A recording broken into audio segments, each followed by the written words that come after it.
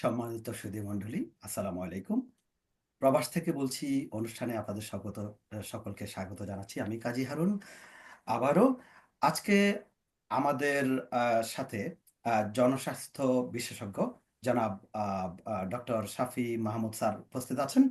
আমরা তার কাছ থেকে জনস্বাস্থ্য বিষয়ক বাংলাদেশে যে স্বাস্থ্য বিষয়ক সংস্কারের কথা বলা হচ্ছে সেই বিষয়ে আমরা বিস্তারিত জানব। তিনি একাধারে ইউনিভার্সিটি অফ টরন্টোতে public school of public health পড়ান। পাবলিক হেলথের অধ্যাপক তিনি, এবং সেই সাথে তিনি ইউনিভার্সিটি অফ নেমপিসে মাস্টার্স এবং পিএইচডি ডিপার্টমেন্টের দায়িত্বেও আছেন। প্রফেসর শাফি ভুঁইয়া, আপনাকে স্বাগত জানাচ্ছি আজকের অনুষ্ঠানে। ধন্যবাদ। আজকে এই প্রবাস থেকে বলছি হোস্ট আপনাকে এবং আমার সাথে যারা আমাদের বিজ্ঞ কলিগ হাসান ভাই এবং ফয়সাল ভাই আছেন। সবাইকে প্রিয় প্রীতীয় দর্শক, শুভেচ্ছা এবং দর্শকদেরকেও শুভেচ্ছা। অনেক ধন্যবাদ। প্রিয় দর্শক, আমাদের সাথে উপস্থিত আছেন জনপ্রশাসন বিশেষজ্ঞ সাবেক কর্মকর্তা বাংলাদেশের সচিবালয়ের জনাব হাসান আমজাদ খান। আপনাকেও স্বাগত জানাচ্ছি। আপনাকে অনেক ধন্যবাদ। আমি আপনার দর্শকদের 21শে ফেব্রুয়ারির শুভেচ্ছা এবং শুভকামনা জানাচ্ছি। অনেক ধন্যবাদ। প্রিয় দর্শক, আমাদের সাথে আরও উপস্থিত আছেন যিনি বাংলাদেশের সমকালীন রাজনীতি নিয়ে অত্যন্ত চমকপ্রদ বক্তব্য রাখেন, চমৎকার কথা বলেন, সেই জনাব ফয়সাল চৌধুরী। আপনাকে অনেক ধন্যবাদ কাজী হারুন ভাই, আপনাকে এবং আমার বিজ্ঞ দুইজন আলোচককে, এবং প্রবাস থেকে বলছি সকল সম্মানিত শ্রোতাদেরকে। প্রিয় সুধী, আপনারা যারা দেখছেন, যারা এই মুহূর্তে দেখছেন, যারা একটু পর দেখবেন অথবা বিভিন্ন সময়ে যারা দেখবেন এই অনুষ্ঠান, সকলকে স্বাগত জানিয়ে আজকের অনুষ্ঠান শুরু করছি। আজকে আমাদের অনুষ্ঠানের বিষয়বস্তু আমরা নির্ধারণ করেছি বাংলাদেশের স্বাস্থ্য ব্যবস্থার সমস্যা এবং সংস্কার। এক্ষেত্রে ডাক্তার এবং জন জনসাধারণ হিসাবে আমাদের করণীয় কি। এই বক্তব্যের আহ, আহ, খণ্ডন করবেন আমাদের বিশেষজ্ঞ ডাক্তার, এবং যিনি জনপ্রশাসন এবং জনস্বাস্থ্য বিষয়ে বিশেষজ্ঞ জনাব অধ্যাপক শাফি ভুঁইয়া। আপনার কাছ থেকে শুনতে চাচ্ছি। হ্যাঁ, ধন্যবাদ আপনাকে। আসলে আমি যদি আজকে আমি যদি বুঝে থাকি, আমি চেষ্টা করব আমাদের চলমান যে সংস্কার চলছে বা প্রক্রিয়াধীন, সেটা নিয়ে আমি আসলে সীমাবদ্ধ থাকতে চাই আজকে। আপনারা জানেন যে আমাদের স্বাধীনতার প্রায় 53-54 বছর আমরা পেরিয়েছি। আমাদের আসলে শুধু এই অন্তর্বর্তীকালীন সময়ের জন্য নয়, আমাদের আসলেও সংস্কার জরুরি হয়ে পড়েছে। এটা যে কোনো মূল্যে আমরা 60-এর দশকে 70-এর দশকে যে স্বাস্থ্য ব্যবস্থা, যে স্বাস্থ্য কাঠামো স্ট্রাকচার দিয়ে চলছি, এটা দিয়ে আর চলছে না। আমাদেরকে অবশ্যই এই ব্রোকেন এই স্বাস্থ্য ব্যবস্থার একটা আহ, আহ, পরিবর্তন আনতে হবে।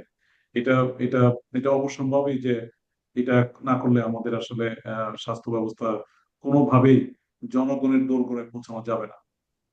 ইন ইন সিম্পল মিনিং হচ্ছে, আমাদের এমন একটা ভিশন মিশন থাকতে হবে যেখানে আমাদের বাংলাদেশের 18 কোটি বলেন, 17 কোটি বলেন, 20 কোটি বলেন মানুষের স্বাস্থ্য ব্যবস্থাকে আমরা নিশ্চিত করতে পারবো, আমরা হিউম্যান সিকিউরিটি দিতে পারবো সেটা। কিন্তু আপনি যদি চিন্তা করেন 71 পরবর্তীতে জাস্ট আমাদের প্রায় 7 কোটি জনসংখ্যা, এখন যদি 18 কোটি বা 19 কোটি বা 20 কোটি হতে পারে, আমার অনেক সংখ্যা আমরা শুনতে পাই, জানতে পাই। আমি জানি না কোনটা সত্যি। যদিও ধরি 18 কোটি, তাহলে তো অনেক আমাদের জনসংখ্যা এত ছোট্ট একটা দেশে। কাজে আমি চিন্তা করি, অবশ্যই এটা কনটেক্সট আছে। পৃথিবী এখন অনেক এগিয়ে গেছে এবং আধুনিক আধুনিকতার ছোঁয়া লেগেছে সব জায়গায়, কিন্তু স্বাস্থ্য ব্যবস্থা যদি না লাগে, তাহলে আপনি স্বাস্থ্যবান একটা জাতি তৈরি করতে পারবেন না। কথাই তো আছে, আমাকে একটা সুস্থ মা দাও, আমি একটা সুস্থ জাতি দিব। এবং আমরা যদি একটা হেলথ ওয়ার্কফোর্স না তৈরি করতে পারি, একটা ভালো জনসংখ্যা যদি স্বাস্থ্যবান জনসংখ্যা না করতে পারি, আমাদের সমস্ত অর্থনৈতিক উন্নতি স্থবির হয়ে যাবে। লাইক আপনার একটা মার্সিডিজ গাড়ি আছে, আপনার ড্রাইভার নাই, এই গাড়িটা চালাতে পারবেন না। সেম মানুষ আছে, মানুষ সুস্থ না, মানুষ অর্থনৈতিক প্রবৃদ্ধিতে অংশগ্রহণ করতে পারবে না।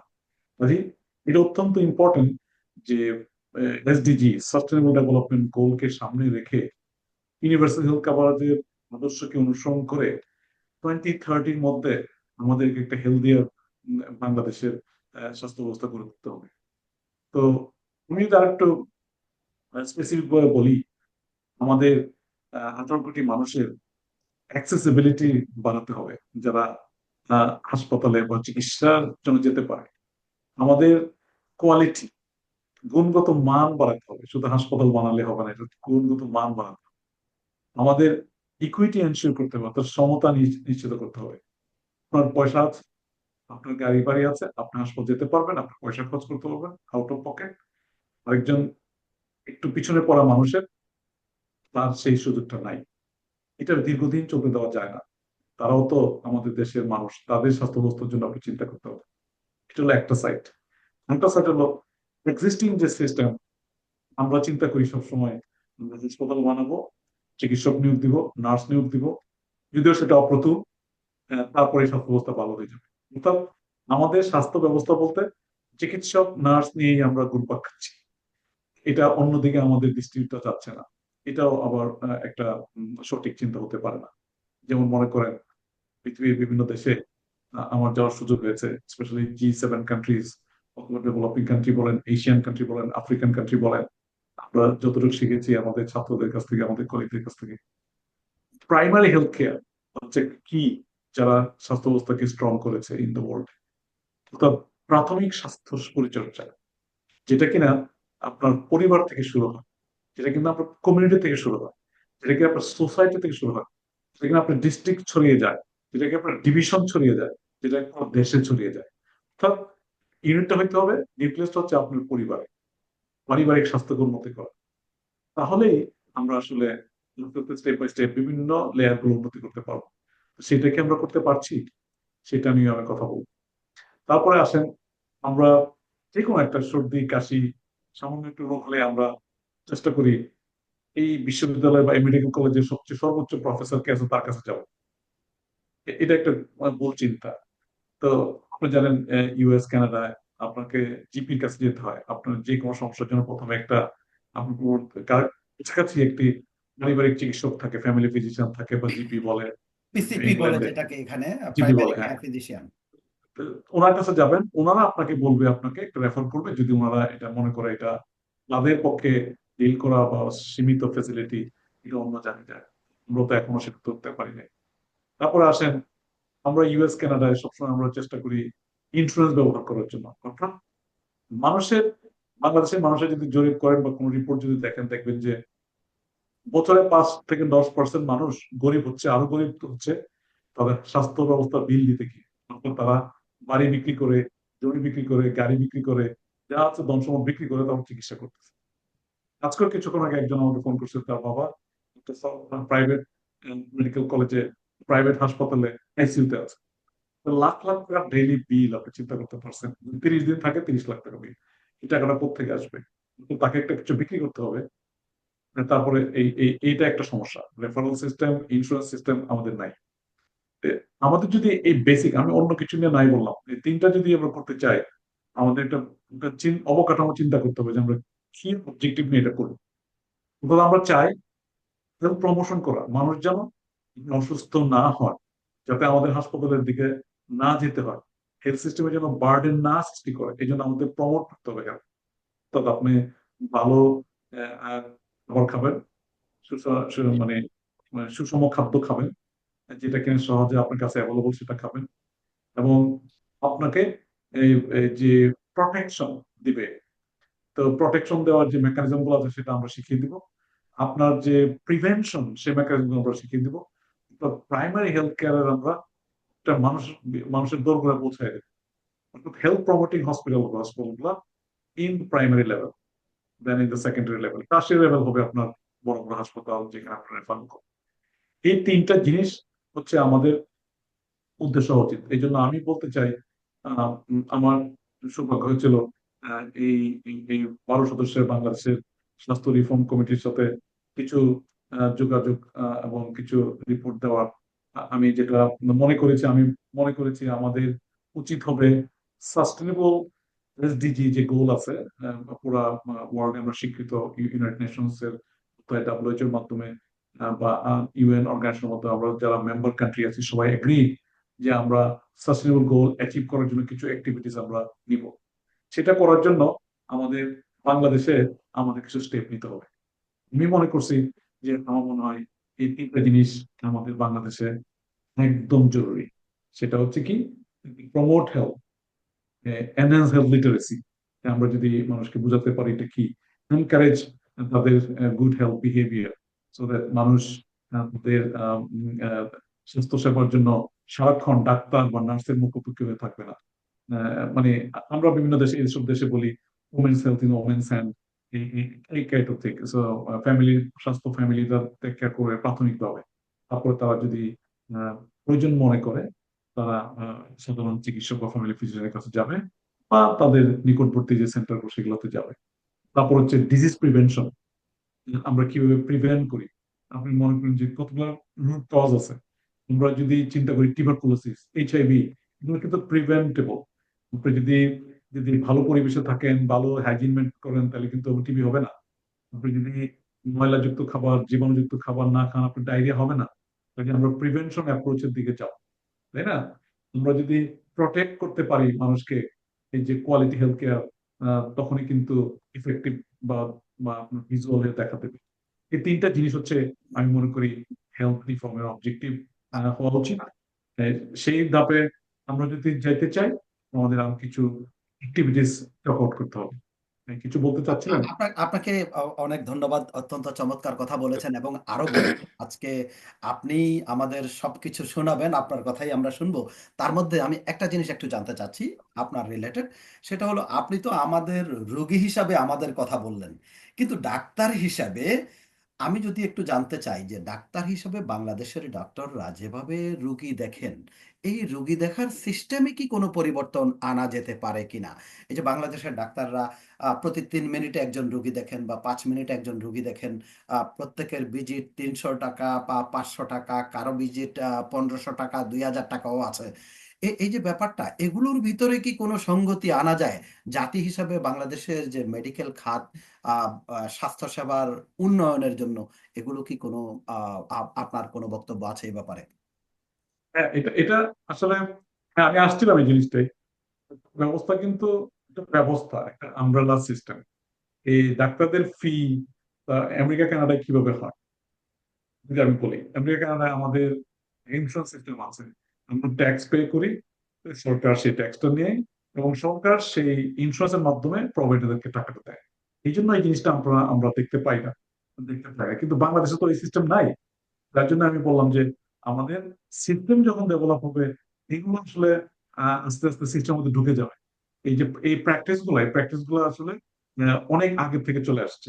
এবং এটা মনে করেন যে আপনি আপনার সাইডটা বা একটা সাইড থেকে দেখছেন, ডাক্তারদেরও তো যুক্তি আছে যে আমাকে 100 রোগী দেখতে হয় ইনস্টিটিউট অফ 10টা রোগী। আপনি যদি মনে করেন ঢাকা মেডিকেল হাসপাতাল, যদি মনে করেন 2000 রোগীর বিছানা, ওখানে 7000 রোগী থাকে। যদি 5000 রোগী বিছানা থাকে, 10,000 রোগী থাকে। এটাও তো কাম্য নয়। কাজেই তার পক্ষে যতটুকু সময় দেওয়া তার ইচ্ছা, কিন্তু সে সময় দিতে পারবে না। সিস্টেম যখন আপনার ডেভেলপ হয়, এই জিনিসগুলো অটোমেটিক্যালি লাইন আপ হয়ে যাবে। এখন যদি আমরা এই জিনিসটা নিয়ে ফোকাস করি, সিস্টেমটা ডেভেলপ না করি, এটা কিন্তু সাস্টেন করবে না। এটা আপনি চাপায়া দমিয়ে রাখতে পারবেন না। হয়তো আহ, আমি বলি এটাকে ব্যান্ডেড সলিউশন। আপনি জাস্ট অ্যাডহক বেসিসে একটা স্টেপ নিলেন, আপনি ডাক্তারদের বললেন আপনি 300 টাকা মজুরি নেন বা কনসালটেন্সি নেন, তারপর ডাক্তার সেভাবেই আপনাকে দেখবে, বিকজ সিস্টেম তো সেভাবে গড়ে ওঠে নাই। এটা আসলে আমি মনে করি অত্যন্ত একটা ছোট একটা প্রবলেম। এই জিনিসটা অটোমেটিক ঠিক হবে যখন বিগার পিকচারটা আপনি সবাইকে দিতে পারবেন। জনগণও জানবে যে এই সিস্টেমটা কিভাবে কাজ করে, ডাক্তার সাহেবরাও জানবে, নার্সরাও জানবে আমাদের কিভাবে এটার মধ্যে থাকতে হবে। আমি কিন্তু আপনাকে বলি যে এই কানাডায় বা ইউএসএ ডাক্তাররা কিন্তু ম্যানেজারিয়াল দায়িত্ব থাকে না। ডাক্তাররা হচ্ছে হাসপাতালে গেস্ট। ওরা হাসপাতালে আসে, রোগীর চিকিৎসা হয়ে চলে যায়। নান অফ দেয়ার বিজনেস এটা কেমনে ম্যানেজ হবে। এটা নার্স প্র্যাকটিশনার আছে, ম্যানেজমেন্ট আছে, তারা দেখে করে। তো বাংলাদেশে তো এটা নাই। কিন্তু ডাক্তার সাহেবদেরই ম্যানেজ করতে হয়, ডাক্তার সাহেবদের চিকিৎসা দিতে হয়, ডাক্তার সাহেবদেরই মাইর খেতে হয়, ডাক্তার সাহেবদেরই আবার ম্যানেজ করতে হয়, রোগীরা আবার ডাক্তার সাহেবের উপরে রাগ ক্ষিপ্ত হয়। মানে অর্থাৎ স্বাস্থ্য ব্যবস্থাটা ডাক্তারকে কেন্দ্রিক হয়ে যাচ্ছে। অর্থাৎ যেমন দেখেন, আমাদের এখানে একটা গার্মেন্টস ফ্যাক্টরির মতো 100টা মেডিকেল কলেজ হয়ে যাচ্ছে। আপনার সেখানে ডাক্তার প্রডিউস করা হচ্ছে, লাইক অটোমেটিক সুইচ দিচ্ছেন, ডাক্তার বেরিয়ে আসতেছে, সেই ডাক্তার সাথে আপনি আর বেশি কি আশা করবেন? অবশ্যই ভালো ডাক্তার আছে, আমি বলবো না সবাই খারাপ, আমি বলতেছি যে এরকম সিস্টেম থাকলে কিন্তু তো ওইটা চেঞ্জ করতে পারবেন না। অর্থাৎ সিস্টেম নিড টু বি রিঅ্যাড্রেসড। যে একটা মেডিকেল কলেজ হতে হলে, আমি উদাহরণটা দিই আপনাকে, কানাডায় গত 50 বছরে 40 বছরের কোনো মেডিকেল কলেজ হয়নি। কোভিড এর সময় আমরা 2-3 বছর কাজ করে একটা মেডিকেল কলেজের প্রস্তাব করেছি, যেটা এই বছর থেকে মেডিকেল চালু হচ্ছে। অর্থাৎ আমরা একাডেমিক্যালি একটা বডি, 3 জন প্রফেসর, আমরা একটা একটা প্রপোজাল তৈরি করেছি কেন আমাদের মেডিকেল স্কুলটা লাগবে, এবং এই মেডিকেল স্কুলে কারা ছাত্র হবে, তারা কি পড়বে, তারা পড়ার পর তারা কি চিকিৎসা দিবে, কিভাবে চিকিৎসা দিবে, এগুলো করতে আমাদের 2-3 বছর সময় লাগছে। এটার জন্য আমাদেরকে গ্র্যান্ড অ্যাপ্লিকেশন করতে হচ্ছে। সরকার আমাদেরকে গ্র্যান্ট দিছে এই স্টাডিটা করার জন্য, ডেভেলপ করার জন্য। দেন অ্যাক্রিডিটেশন কমিটি, তারপরে অ্যাপ্রুভাল, তারপরে লঞ্চিং। নাও দিস সেপ্টেম্বর, ফল থেকে এটা শুরু হবে। অর্থাৎ 2000 সালে আমরা প্রক্রিয়া শুরু করেছি, 2025 সালে এটা গিয়ে স্টার্ট হচ্ছে। চিন্তা করছেন? আর আমাদের দেশে কি হয়, আমি মনে করেন, আমি শ্রদ্ধার সাথেই বলছি যে সিস্টেমটা যেটা প্র্যাকটিস, যেটা দেখে আসছি, হয়তো বলতে থাকলে আপনি বলতে পারেন হোসেন ভাই, আমি এমপি মিনিস্টার, আমি আমার উপজেলায় যাই বা আরেক জায়গায় যাই, লোকজন আমাকে বললো সাঙ্গপাঙ্গ যে আমাদের একটা মেডিকেল কলেজ লাগবে। আমি কালকে আইসে সচিবালয়ে ঘোষণা করে দিলাম, এই বরঙ্গাবাড়ি উপজেলা মেডিকেল কলেজ, একটা এক্সাম্পল বলবো। এইটার কিচ্ছু আদ্যপাত্য কারো কিছু জানা নাই, একটা জিও জারি করা হলো, একটা মেডিকেল কলেজ করা হলো। সিমিলার ভাবে আপনি একটা বিশ্ববিদ্যালয় করে ফেললেন, এই যে এই ডিভিশন একটা বিশ্ববিদ্যালয়, মেডিকেল বিশ্ববিদ্যালয় কিভাবে করলেন? আইন করে করে ফেললেন।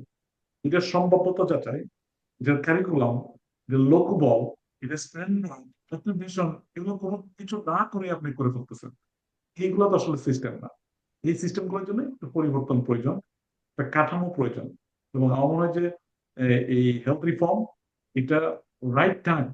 আমি বলবো এইগুলো সবগুলা, শুধু স্বাস্থ্য ব্যবস্থাটা না, স্বাস্থ্য শিক্ষা ব্যবস্থাটাও উন্নতি করতে হবে। তো আমি যেটা মনে করি, বাংলাদেশ এটা করতে গিয়ে কতগুলো চ্যালেঞ্জ আমি এক্সেস এর মধ্যে দেখতে পাচ্ছি। চ্যালেঞ্জ নাম্বার 1 হচ্ছে, আমরা সবাই সবকিছু জানি, যেটা উচিত না। আমি যতটুকু জানি ততটুকুর মধ্যে সীমা থাকা উচিত। আপনি যতটুকু জানেন, মনে করেন আমি 2টা জিনিস জানি স্বাস্থ্য নিয়ে, আপনি 3টা জিনিস জানেন, হোসেন ভাই 5টা জিনিস জানেন, ফয়সল ভাই 4টা জিনিস জানেন। আমরা যদি পুট ইট টুগেদার, তাহলে কিন্তু আমরা 19টা জিনিস জেনে ফেললাম একসাথে। এই প্র্যাকটিসটা আমাদের সিস্টেমে আনতে হবে। এটা আমাদের নাই, অর্থাৎ কোলাবোরেশন নাই বললেই চলে। অর্থাৎ আমি যেটা বলবো এটাই হইতে হবে, হাসান ভাই যেটা বলবেন সেটা হওয়া যাবে না। কেটে টেন নামাই দিতে হবে। এই অ্যাটিটিউডটা আমাদের সমস্ত কমিশনকেই অ্যাড্রেস করতে হবে, যে এটা ঠিক নয়। আমাদের কোলাবোরেশন করতে হবে, আমাদের একে অপরের কথা শুনতে হবে, আমাদের একটা সমন্বিত উদ্যোগ নেওয়ার চেষ্টা করতে হবে। এটা না হলে কোনো বিকল্প নেই। আর আপনাকে দ্বিতীয়, অনেক ধন্যবাদ। আপনার কাছে আবার আসবো স্যার, আপনি অত্যন্ত চমৎকার ব্যাখ্যা দিয়েছেন এবং দিবেন। আমি একটু জনাব হাসান আমজাদ খান আপনার কাছে যাব। আহ, স্যার যেটা বলছিলেন যে এই যে কোলাবোরেশন প্রয়োজন সমস্ত কাজে, আমরা আমাদের বাঙালিদের ভিতরে একটা প্রবলেম আছে, আমরা কোলাবোরেশন শুরুতে করি, করার পরে ওই যে বললেন একজন 3টা জানে, একজন 5টা জানে, এই যে 10টা ব্যবস্থা একাত্র হলো, একাত্র হওয়ার পর যখন একটা কার্যক্রম শুরু হয়, একজন বলে আমি তো 5টা জানি, সো আমি নেতা হব। এই নিয়ে ভেজাল লেগে যায় সমস্ত কিছুতে। জনাব হাসান আমজাদ খান, আপনার একটু ব্যাখ্যা জানতে চাচ্ছি যে আপনি কি বলবেন এই ব্যাপারে। এই যে ওনার বক্তব্যকেও আপনি খণ্ডন করতে পারেন, আপনার যদি কোনো কোশ্চেন থাকে, আজকে আমাদের সাথে ডাক্তার আছে, ডাক্তারের কাছে যত কোশ্চেন আছে সব করতে পারেন। না, আমি আসলে খণ্ডন করতে চাচ্ছি না, আমি আরো জানতে চাচ্ছি ওনার কাছ থেকে। তবে কিছু কিছু জায়গায় আমি হয়তো আমার অভিজ্ঞতার আলোকে কিছু বলতে চাই। আপনি ঠিকই ধরেছেন যে আমরা শুরু করি, হয়তো ভালো রক্ষা করে উঠতে পারি না। এর বিশেষত প্রথম কারণ হলো, ডক্টর শাফি বলেছেন যে আমরা যে কোঅর্ডিনেশন করি না, সমন্বিত চেষ্টা করি না, একক সিদ্ধান্ত নেই না।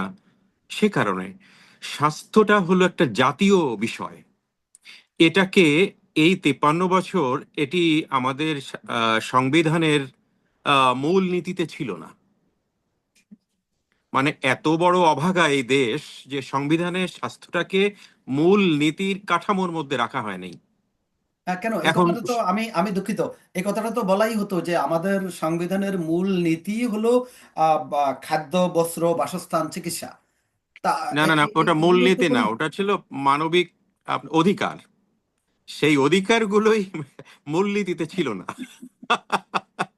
তো এরকম বিষয় ছিল, আমরা হতবাগা যে এগুলো হয়ে ওঠেনি। আমি জি, শাফি ভাই বলবেন কিছু? কারণ আমরা আমাদের তো জাতি হিসেবে আমরা দুর্বল, আমাদের প্রিপেয়ার থাকি না কোনো কিছুতেই। হ্যাঁ হ্যাঁ হ্যাঁ, সবকিছু মানে ঠিক। মানে শেষ শুরু করি এমন অবস্থা, আবার শেষ হয়ে আবার হলো শেষ, মানে একটা হজরল অবস্থা, জি, একটা অবস্থা যেটাকে বলে। তো ওইখানে ওইটা আমরা করে উঠতে পারিনি। তবে this is the chance that we can build our nation again. এই সব সংস্কার প্রস্তাব ওনারা যে তৈরি করছেন, শাফি ভাইয়ের দেশের বিদেশের নানা ধরনের অভিজ্ঞতা সেখানে ইনপুট দেওয়া হচ্ছে। আশা করি একটা পরিবর্তন আসবে। কিন্তু আমি না, একজন, আপনি আপনি এই যে পরিবর্তন আসবে বলছেন, কিন্তু এই পরিবর্তনের মধ্যেই যেই ব্যাপারটা নিয়ে জুলাই অভ্যুত্থান ঘটলো, যারা জুলাই অভ্যুত্থান ঘটালো, যারা জুলাই অভ্যুত্থান ঘটাতে গিয়ে আহত হলো, নিহত হলো, আহতদের মধ্যে অনেকেই চোখ হারিয়েছে, হাত হারিয়েছে, পাও হারিয়েছে, বিভিন্নভাবে আহত হয়েছে, তাদের চিকিৎসাই তো বাংলাদেশে হচ্ছে না। তাহলে সংস্কার হয়ে আসলে কতটুকু কি হবে? আপনি মারাত্মক কথা বলেছেন, এখানেই আমি আসছিলাম। আমাদের ভুল ওইখানেই যে আমরা কি করতে চাইছি সেটা ভালো জানতে পারছি না, বুঝতে পারছি না। তো শুরু থেকেই ভুল ওইভাবে ছিল।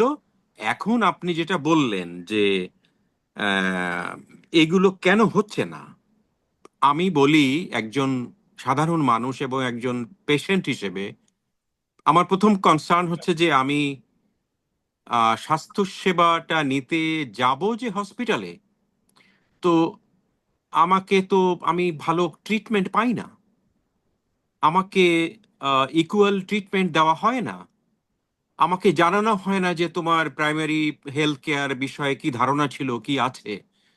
তারপরে আমি একটা উদাহরণ দিয়ে বলি, আমার বন্ধু, আমার ক্লাসমেট, তাকে হার্ট ফাউন্ডেশন দুটো রিং পরিয়ে দিয়েছে আজ থেকে 15 বছর আগে। তো কানাডায় এসে সে যখন ডাক্তারকে দেখালো, সে বললো না, তোমার তো রিং পরার কোনো দরকার ছিল না। তো এই ঘটনা ঘটেছে। এখন এই যে ছেলে মেয়েগুলো আহত হলো, এই ফাউন্ডেশন হেলথ, কি জুলাই ফাউন্ডেশন বলে একটা গঠন করা হয়েছে। তো সেখানে কি হচ্ছে, জুলাই ফাউন্ডেশনে পেশেন্টদের দেখতে আমাদের এই যে কারেন্ট অ্যাডভাইজার আছেন, হেলথ অ্যাডভাইজার, যিনি কখনো মিডিয়াতে আসেন না, কি নাম তার অনেকে হয়তো জানে না, আনফর্চুনেটলি তিনি কোনো হেলথ বিশেষজ্ঞ না, আমি সমালোচনা করছি না, কিন্তু এই বিষয়গুলো একটু জানা দরকার ছিল। তিনি একদিন মাত্র তাদেরকে দেখতে গিয়েছেন, এবং সেই ছেলেমেয়েরা অসুস্থ, পঙ্গু, তারা আজ নিয়ে এই বোধহয় 3বার রাস্তায় নামতে হলো তাদের কথা জনসমক্ষে বলবার জন্যে। খুবই দুঃখজনক। আমি জানি না এখানে কি ধরনের ত্রুটি হচ্ছে। আমি জানতে চাই হেলথ অ্যাডভাইজারের কাছে যে হোয়াট ওয়াজ দ্য প্রবলেম, যে উনি তাদেরকে সেবা দিতে পারছেন না, তাদেরকে রাস্তায় এসে দাবি দেওয়া কথা বলতে হচ্ছে। এটা উনি জনসমক্ষে বলুন খুন। এখানে কি কোনো ব্যুরোক্রেটিক প্রবলেম আছে সেটা উনি বলুন, এখানে কোনো ফিনান্সিয়াল প্রবলেম আছে সেটা উনি বলুন। What is the problem she has to tell now. উনি আর মুখ বন্ধ করে থাকার সময় নেই, আমরা জানতে চাই। তো আর একটা কথা হলো, এই যে উনি বলবেন যে আমার এ শোনে না, সে শোনে না। Well, tell to the nation যে এই আমার কথা শুনছে না, এই ব্যুরোক্রেসি আমার কাজ করছে না। We need to know. আপনি অত্যন্ত আমি যদি, গুরুত্বপূর্ণ একটা কথা বলেছেন, সম্ভবত শাফি ভাই কিছু বলতে চাচ্ছেন। হ্যাঁ আমি কিছু এক বলতে মিনিট। চাই। যে হাসান ভাই যে কথাটা বললেন অত্যন্ত গুরুত্বপূর্ণ একটা কথা, যে কেউ কথা শুনছে না। একজন উপদেষ্টা মহোদয় যদি মনে করেন যে তার কথা কেউ শুনছে না, তিনি তো, তার কাছে সেই ক্ষমতা আছে, তাকে শোনানোর মতো ব্যবস্থা তিনি নিতে পারেন। তিনি কেন ব্যবস্থা নিচ্ছেন না? সেখানে কোন ভয়টা আসলে কাজ করে? আরেকটা জিনিস হলো, আহ, আহ, এই যে ভয়টা কাজ করে, সেই ভয়ে কি ওনারা আসলে ঘর থেকে বের হন না?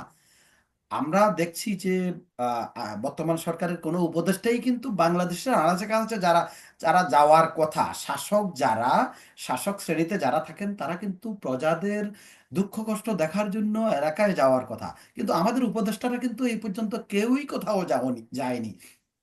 আমাদের একজন ছাত্র উপদেষ্টা 2-3 দিন হেলিকপ্টারে করে বেরিয়েছিলেন, সেটা নিয়ে কথা ওঠার পরে সেটা বন্ধ করে গুটিয়ে তিনি চলে এসেছেন। এছাড়া আমরা আর কোনো প্রজাদের কোনো এলাকায় ভিজিটিং আমরা দেখি না। তাহলে স্বাস্থ্য খাতের উন্নয়ন কিভাবে হবে? আমি ঠিক স্পেসিফিক ওই ওই দিকে যাচ্ছি না সময় স্বল্পের জন্য। আমি যেটা বলতেছি, হাসান ভাই যে বললো যে প্রশ্ন উত্তর গুলো আমরা পাচ্ছি না, কারণ হচ্ছে যে কোনো সিস্টেম নাই। একটা এক্সাম্পল যদি দেই, যে আমরা যে মাসাল্লাহ যে আমরা যে উন্নত বিশ্বে থাকতেছি, আমাদের এখানে একটা আর্জেন্ট কেয়ার নামে একটা ব্যবস্থা আছে, আপনি জানেন আর্জেন্ট কেয়ার।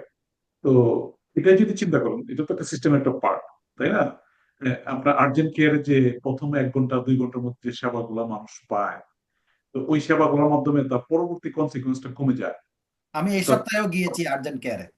এক্স্যাক্টলি, এই যে আপনি যে তাহলে বলতে পারবেন, বুঝতে পারবেন যে আপনার মরবিডিটি যে যে কনস্ট্যান্টটা থাকে, এটা অনেক অনেক কমে যায়। কিন্তু বাংলাদেশে কি করেন? বাংলাদেশের মনে করেন যে জুলাই আগস্টে শুধু আহত না, যে কোনো আহত হইলে রোড ট্রাফিক অ্যাক্সিডেন্টে প্রতিদিন প্রশংসা হচ্ছে। অনেক মানুষের অস্বাভাবিক ভাবে যে কোনো সময় অবচেতন হয়ে যাচ্ছে রাস্তাঘাটে, মানে তার বিভিন্ন অঙ্গহানি হচ্ছে, সবকিছু হচ্ছে। তারা কোথায় যায় বলেন তো? তারা যায় হচ্ছে ইমার্জেন্সি নামক একটা রুমের মধ্যে, তাই না? প্রত্যেকটি হাসপাতালে, ডিস্ট্রিক্ট বলেন, উপজেলা বলেন, ইমার্জেন্সি রুমের মধ্যে একজন ডাক্তার বা তার অপ্রতুল স্টাফ, অপ্রতুল চিকিৎসা সরঞ্জাম, crowded people, no privacy, no hygienic এর মধ্যে যায়। ওখানে গিয়ে ঘন্টার পর ঘন্টা বসে থাকে, ঘন্টার পর ঘন্টা সেলাই করে, কি করে যাই করে, কিন্তু সিস্টেমের মধ্যে, প্রোটোকলের মধ্যে আনা আনা যাচ্ছে না।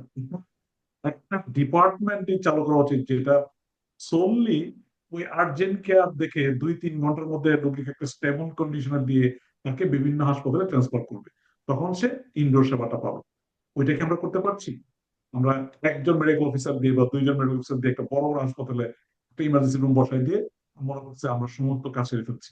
স্যার এই এই যে ক্ষেত্রে আমার একটা কোশ্চেন আছে। কোশ্চেনটা হলো আহ আর্জেন্ট কেয়ারের কথা যেটা বললেন, বাংলাদেশে যখন আর্জেন্ট কেয়ারের রুগী যায়, হয়তো কোনো অ্যাক্সিডেন্টের রুগী হঠাৎ করে অ্যাক্সিডেন্ট করেছে, তার সাথে তো 1 লাখ টাকা নেই, সে এই নাই, মুহূর্তে অ্যাক্সিডেন্ট নাই। করে সে ডাক্তারের কাছে গেল, কিন্তু ডাক্তার সাহেব বললেন যে আপনার 1,20,000 টাকা লাগবে, আগে টাকা নিয়ে আসেন তারপরে চিকিৎসা হবে। রক্ত নিয়ে আসেন, টাকা নিয়ে আসেন, এটসেট্রা এটসেট্রা। আমি এটা নাই বললাম, এগুলো তো আছে।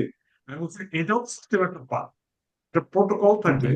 আপনি আর্জেন্সি কেয়ার সেন্টারে যখন যাবেন, আপনি কি কি করবেন এবং কি কি ডাক্তার সাহেবরা করবেন, স্টাফরা করবেন, প্রোটোকল থাকবে, হাউ ইট ফাংশন।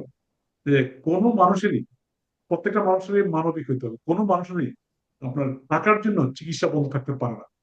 এটা হিউম্যানিটেরিয়ান অ্যাকশনের মধ্যে পড়ে না, মানব অধিকারের মধ্যে পড়ে না। প্রত্যেকটা মানুষেরই আপনার চিকিৎসা সেবা পাওয়ার অধিকার আছে, তাই না?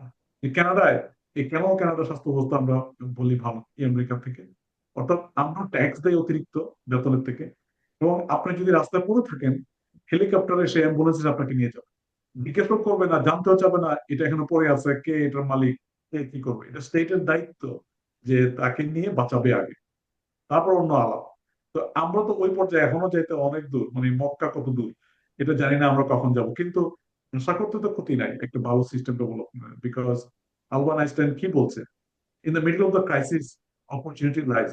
এখন যেহেতু এই ব্রোকেনটা এক্সপোজ হয়েছে, এখনই মনে হয় সুযোগ আমরা promote health, protect health, prevent health care, health diseases. এগুলো করতে হলে আমাদের একটা সিস্টেম যেতে হবে। এই সিস্টেমটা যদি আমরা করতে পারি, আমরা যদি প্রায়োরিটি সেট করতে পারি, তাইলে কিন্তু আমরা যেহেতু গরিব রাষ্ট্র, আমাদের তো এত অর্থনৈতিক ইয়ে নাই, সচ্ছলতা নাই বাংলাদেশে। কাজে এটাকে স্ট্র্যাটেজিক ভাবে টাকাটা খরচ করতে হবে। এখন মাসাল্লাহ অবশ্য আমি শুনি আমাদের বন্ধু বান্ধবের কাছ থেকে স্বাস্থ্য ব্যবস্থায় অনেক পয়সা অ্যালোকেট করা থাকে, অনেক পয়সা। ঠিক না হাসান ভাই? আমরা যখন স্বাস্থ্য সিস্টেমে কাজ করতাম, তখন নুন আনতে পান্তা ফুরানোর মতো অবস্থা, হ্যাঁ, হ্যাঁ, আমি হ্যাঁ। জানি। কিন্তু এখন তো সেই অবস্থা নাই। এখন অনেক রকম মানে টেন্ডার বাণিজ্য চলছে, সেটা দালাল আন্ডারে চলে যাচ্ছে। এগুলো সব কিছু আমরা জানি, এগুলো নতুন করে বলার কিছু না।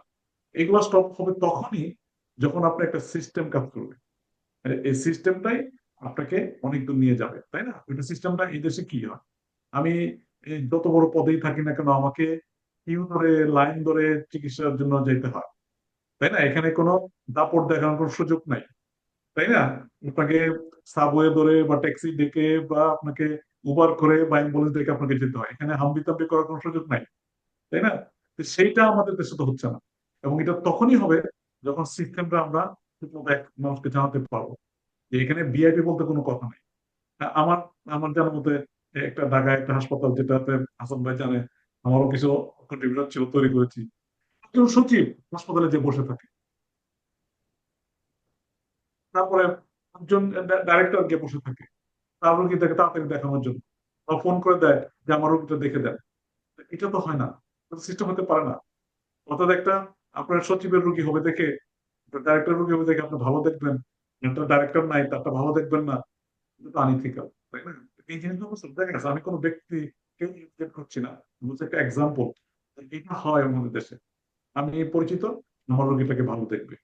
আমি পরিচিত কাউকে না পাঠালাম বা ফোন না করলাম, এটা দেখবে না। এটা হয় অনেক সময়, অনেক কমপ্লেন শুনি, তাই না? এইগুলার একমাত্র উপায় হচ্ছে সঠিক একটা সিস্টেম তৈরি করা। এই সিস্টেম করলে কি হবে, যে আমরা আমাদের মানুষের যে স্বাস্থ্যের সময় মানুষ যে অসহায়তা থাকে, অসহায় ভোটটা থেকে মানুষ রিলিফ পাবে, তাই না? মানুষজনের স্বাস্থ্যের একটা উন্নতি হবে, অর্থাৎ সে কর্মক্ষণ বেশি থাকবে। অর্থাৎ কর্মক্ষণ বেশি থাকলে কার লাভ? আমাদের সবার লাভ কিন্তু। আমরা ইকোনমিকে আমরা আগাইতে পারবো, তাই না? যত যা বলেন, স্বাস্থ্য হচ্ছে আসল। এই জন্য মনে করেন যে আমরা যদি চিন্তা করি যে সংস্কার কমিশন, এটাই আসল সুযোগ। যে আমরা যদি বিভিন্ন জনের কাছ থেকে, ওনারা already Facebook, social media, email, public hearing, অনেক কিছু করতেছে। মনে করেন সবাই তো সবকিছু একটা প্রেসক্রিপশন দিতে পারবে না, ওনারা বিজ্ঞজন আছেন। আমরা যারা বিভিন্ন বুদ্ধি দিতেছি, সেই বুদ্ধিটাকে কম্পাইল করতে হবে। মনে করেন আমি 15টা বুদ্ধি দিলাম, কিন্তু আমার 15টার মধ্যে থেকে একটা বুদ্ধি যদি কাজ করে, সেটাও তো অনেক, তাই না? যেমন আমি বলতে দেখি চাই, আমাদের প্রবাসী ফয়সাল ভাই কি ভাবে একটু শুনি হ্যাঁ, তার কাছে। হ্যাঁ। তারপর হ্যাঁ রাইট, তারপরে আমার প্রায়োরিটি জায়গাটা বলবো। হুম। হ্যাঁ, তোমার বলে। ফয়সাল ভাই, আপনি আপনি জি হাসান ভাই বলে দিছেন অলরেডি, আপনাকে জি ফ্লোর। জি জি জি, অনেক ধন্যবাদ। আমি আসলে শুনছিলাম খুব মনোযোগ সহকারে। আপনি আহ আজকের দর্শক কিন্তু। জি জি জি, এবং আমি একজন সাধারণ মানুষ হিসেবে আমার কিছু জিজ্ঞাসা, আহ, কিছু প্রস্তাবনাও বলতে পারেন, সাধারণ মানুষের পক্ষ থেকে আমি আজকে বলবো। যদি আহ, জায়গা মতো এগুলা পৌঁছে কেউ যদি শুনে। প্রথম কথা হচ্ছে, আমরা এতক্ষণ ধরেই আমরা আমাদের দুইজন বিজ্ঞ আলোচক বলছিলেন আমাদের সিস্টেমের কথা। আমাদের বাংলাদেশের সিস্টেমটা হচ্ছে একটা ফুটন্ত জাহাজের মতো। জাহাজ ভর্তি মানুষ, কিন্তু ফুটো আছে বিভিন্ন জায়গায়। এই ফুটোটা কিভাবে আমরা আমরা জানি ফুটোটা আছে, কোথায় কোথায় ফুটো আছে এগুলাও আমরা জানি, কিন্তু ফুটোটা কে করবে, কিভাবে করবে, এগুলা নিয়েই আমরা আহ আমরা আছি এখন। এই জুলাই বিপ্লবের পরে এটাই হচ্ছে আমাদের সামনে সবচেয়ে বড় সুযোগ। আমরা চাই আহ, এই ওভারডিউ, অনেক লং ওভারডিউ এই সিস্টেমটাকে যদি আমরা রিঅ্যাড্রেস না করি, হ্যাঁ, রিঅ্যাড্রেস বলা উচিত হবে না, অ্যাড্রেস যদি না করি তাহলে আমাদের হবে না। আমার কিছু পার্টিকুলার কয়েকটা প্রস্তাবনা আছে, আমি আমার বিজ্ঞ আলোচকবৃন্দের দৃষ্টি আকর্ষণ করব এগুলা নিয়ে। প্রথমটা হচ্ছে, হাসান ভাই কিছুটা এখানে টাচ করেছিলেন, যে আমাদের হেলথ সিস্টেমটা, আমাদের হেলথটা কিন্তু সাংবিধানিক স্বীকৃত কোনো রাইট না। হ্যাঁ, এটা মৌল মানবিক চাহিদা হিসেবে স্বীকৃত, কিন্তু সাংবিধানিক স্বীকৃতি আমাদের নাই। এটা আমাদেরকে খুবই দরকার, এটা আমাদের অ্যাড্রেস করতেই হবে। স্টেট এনশিওর করতে হবে প্রত্যেক নাগরিকের health care system. This is the most important thing. Second thing হচ্ছে যে আমরা আমাদের আলোচকবৃন্দের কথায় এই জিনিসটা আসছে আহ, বারবারই, আমলাতান্ত্রিক জটিলতা, দীর্ঘসূত্রিতা। এই আমলাতান্ত্রিক জটিলতার, দীর্ঘসূত্রিতার কারণে আমাদের কেয়ার প্রোভাইডার এবং পেশেন্টদের মধ্যে এক ধরনের মিসট্রাস্ট আছে। এটাকে দূর করতে হবে, এটাকে সহজ করতে হবে, আহ, যাতে আহ, আমাদের কেয়ার প্রোভাইডাররা আরো মোর এমপ্যাথেটিক হয়, মোর আন্ডারস্ট্যান্ডিং হয়। 3 নম্বর, আমি একটা জিনিস, খুবই সংবেদনশীল বিষয়টা আমি উল্লেখ করব এখানে, যে বাংলাদেশের আমাদের একটা কমন ধারণা আছে, বাংলাদেশের ডাক্তাররা কাড়ি কাড়ি টাকা উপার্জন করে। কিন্তু আমার প্রশ্ন হচ্ছে, আপনারা একটু গবেষণা করে দেখেন কত পার্সেন্ট ডাক্তার কাড়ি কাড়ি টাকা উৎপাদন করে, রোজগার করে। খুব অল্প সংখ্যক। কিন্তু বাংলাদেশের ম্যাক্সিমাম কেয়ার প্রোভাইডার যারা, ধরেন আপনি নার্স, একজন বাংলাদেশের নার্সের এভারেজ স্যালারি কত? 15,000 টাকা। আপনি সার্চ করে দেখেন, এই 15,000 টাকা একটা মানুষের সংসার কিভাবে চলে? এই যে এই যে একটা স্কিউড, এই যে বৈষম্যের যে একটা চরম একটা মাত্রা আমরা এখানে দেখতে পাচ্ছি, এইটা দূর করতে হবে। একটা স্ট্যান্ডার্ড স্যালারি কাঠামো নিয়ে আসতে হবে, যাতে আমাদের ডাক্তাররা খোলা মনে, নিজের অন্য 7-5 জিনিস চিন্তা না করে, পেশেন্টদেরকে মোর এমপ্যাথেটিক হয়ে কেয়ার প্রোভাইড করতে পারেন। তারপরে দেখেন, আরেকটা অনেক বড় সমস্যা হচ্ছে আমাদের বাজেট। আমাদের জিডিপির অনলি 0.6% হচ্ছে হেলথ কেয়ারে বরাদ্দ। এটা এটা কিছুই না, এবং এটা পৃথিবীর হিসেব করলে দ্বিতীয় নিম্নতম। এখন চিন্তা করেন আমাদের হেলথ সিস্টেমটা কোথায় আছে। এই বাজেট বরাদ্দটা আমাদের বাড়াতে হবে। তারপরে হচ্ছে যে আরেকটা খুব ইম্পর্টেন্ট জিনিস, এটা হচ্ছে যে প্রাইমারি কেয়ারটাকে সার্বজনীন করতে হবে। এখন প্রাইমারি কেয়ার বলতে আমরা আমাদের বাংলাদেশে ডাক্তার, আমি যখন বাংলাদেশে ছিলাম, ডাক্তারের সর্দি কাশি হইলেও আমি একজন এফসিপিএস ডাক্তারের কাছে ছিলাম। I don't need that. ওইটা আমাদের দরকার নেই। ওই কনসেপ্টটাই চেঞ্জ করতে হবে। একটা আমাদের ডক্টর শাফি ভুইয়া উনি বলছিলেন খুব চমৎকার ভাবে, ওয়েস্টার্ন ওয়ার্ল্ডে আমরা এখানে দেখি আর্জেন্ট কেয়ার বা ইমার্জেন্সি রুম, এইরকম এই আমাদের সিস্টেমটা। 2 মিনিট সময় আছে, আর আপনাকে 30 সেকেন্ডে শেষ করতে হবে। জি, জি, এই হ্যাঁ, জিনিসটার দিকে আমি মনোযোগ করব। তারপরে সর্বশেষ এবং সবচেয়ে গুরুত্বপূর্ণ বিষয় হচ্ছে রেগুলেশন। আমি সময় আর নেব না। প্রপার রেগুলেশন যদি না থাকে কোনোটাই কাজ করবে না। আমি আপনার কাছে ফ্লোর দিয়ে দিব, যদি অতিথির কাছ থেকে অনেক কেউ। আমি অনেক অনেক আ- ধন্যবাদ আমি আপনাকে। আমি একটু আমি কিছু করতে পারি? 30 সেকেন্ড হাসান আমজাদ ভাইকে দিব, দেন আপনার আচ্ছা, কাছে আসছি। এক মিনিট। হাসান আমজাদ ভাই, আচ্ছা, আপনি একটু যদি 30 সেকেন্ডে আপনার এই যে যেই কথাগুলো আমাদের দুইজন বিজ্ঞ আলোচক বললেন, আপনার যুক্তিটা একটু চাচ্ছি 30 সেকেন্ডে। কোনো যুক্তি না, আমার দাবি হচ্ছে যে 53 বছর হয়ে গেছে, স্বাস্থ্য সেবায় এখনো বৈষম্য বিরাজমান। এই 24-এর ঘটনার পরে এই বৈষম্য আমরা চাই না। আমি আপনার সাথে পুরোপুরি একমত। আমি প্রফেসর ডক্টর আমি শাফি ভুইয়া আপনার আমি কাছে একটু যাব, এবং জি, আমাদের সময় আছে 1 মিনিট 30 সেকেন্ড। এর আমি মধ্যে চেষ্টা করবো। আগে আগে দাবিটা আপনার মাধ্যমে বাংলাদেশ সরকারের কাছে পাঠাতে চাই, আপনার মাধ্যমে, যেটা আমাদের দুইজন বিজ্ঞ আলোচক জানালেন যে এই দাবিটা, এটা আশা করি আপনি আমাদের এই বাকি তিনজনের পক্ষ থেকে সরকারের যারা সংস্কার কমিশনে আছেন বা তাদের কাছে পৌঁছে দিবেন, যাতে করে আমাদের বাংলাদেশের মানুষের আমি চিকিৎসাটা সার্বজনীন হয়। আমি জানি না আমার কথা কেউ শুনবে কিংবা শুনছে কিনা। যাক, আমি যেটা মনে করছি যে ফয়সাল ভাই, আমজাদ ভাই যে কথা বলছে এগুলা শতভাগ সত্য এবং সঠিক এবং করণীয়। আমি যদি শুধু বলতে চাই, বাজেট, প্রফেশনালিজম, রেগুলেশন, এগুলো অবশ্যই একটা ম্যাটার। আমেরিকাতে 17% জিডিপি, কানাডায় 10% জিডিপি, ইউকে তে 10% জিডিপি ইউজ করা হয়। আমাদের দেশে যদি 3% ইউজ করা হয়, 4% ইউজ করা হয়, তাহলে কত নিম্ন। তারপরও আমাদের যতটুকু হচ্ছে সেটা হচ্ছে আপনার এফিসিয়েন্টলি ইউজ করা হচ্ছে না, এটা একটা বিষয়। রেগুলেশন তো আপনার কোনো বালাই নাই, যে যেভাবে পারে সব রেগুলেশন তার মতো করে চিন্তা করে, যার মতো ইন্টারপ্রিট করে। আপনি যদি জাপানের কথা চিন্তা করেন, তারা যুদ্ধ বিধ্বস্ত ছিল সেকেন্ড ওয়ার্ল্ড ওয়ারের পরে। তারা আমরা শুধু যে কোনো একটা মুহূর্তে ডিসকানেক্ট হয়ে যাব। National child health system develop করে তারা মা ও শিশু স্বাস্থ্য ল করেছে, তারপরে তারা স্বাস্থ্যটা নিশ্চিত করেছে। আমরা বাংলাদেশে 20 বছর চেষ্টা করছি কিন্তু করতে পারি না, কিন্তু করাপশন।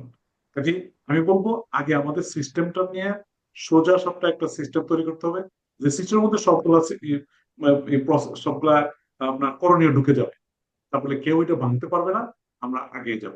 তো আমাদের অসংখ্য প্রায়োরিটিটা অসংখ্য তখন ভালো ধন্যবাদ থাকবে। আপনাকে। আমরা ইনভেস্ট করতে পারবো প্রাইমারি হেলথ কেয়ারে, আমরা ইনভেস্ট করতে পারবো হেলথ প্রমোটিং এ, আমরা ইনভেস্ট করতে পারবো ওয়ার্কিং টুগেদার, এবং যার ফলে আমাদের হেলদিয়ার বাংলাদেশ গড়ে উঠবে এবং আমরা সাস্টেন করতে অসংখ্য পারবো। ধন্যবাদ এখানে কোনো প্রফেসর উপায় নেই। শাফি ভুঁইয়া, অসংখ্য ধন্যবাদ জনাব হাসান আমজাদ খান, অসংখ্য ধন্যবাদ।